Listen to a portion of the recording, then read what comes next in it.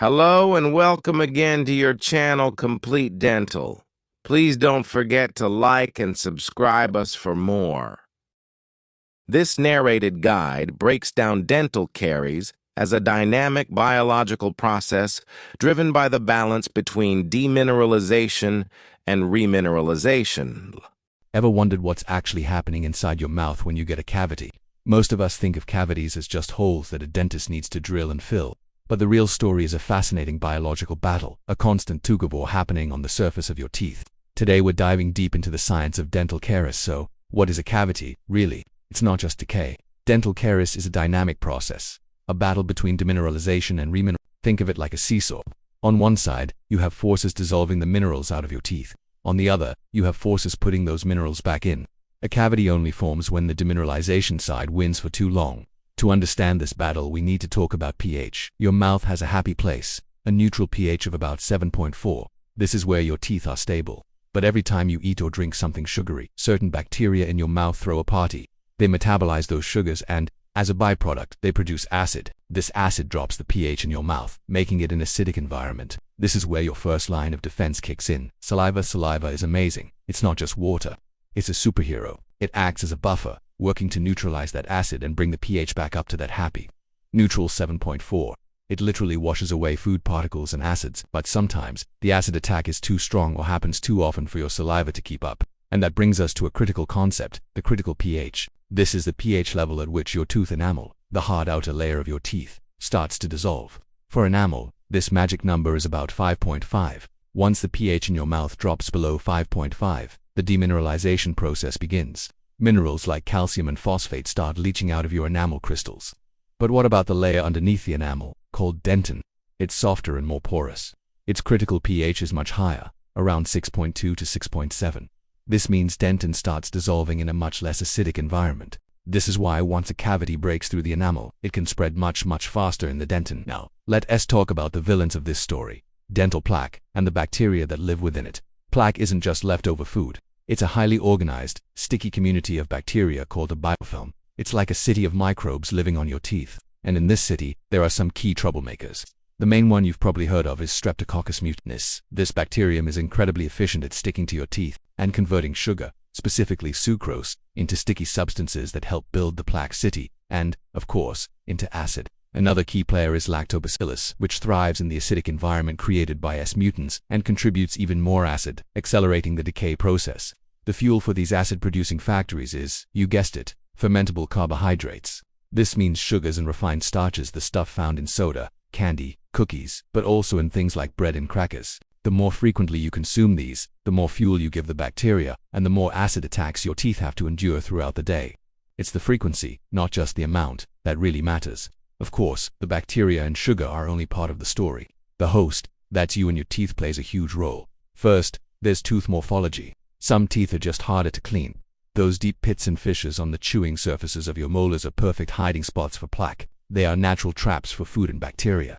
The alignment of your teeth also matters. Crowded teeth can create nooks and crannies where plaque can accumulate, safe from your toothbrush. The mineralization of your teeth is another factor. Some people naturally have stronger, more mineral-rich enamel that's more resistant to acid. Exposure to fluoride, especially during tooth development, can make the enamel crystal structure much more resilient against acid attacks. And let's come back to our hero, saliva. Its role cannot be overstated.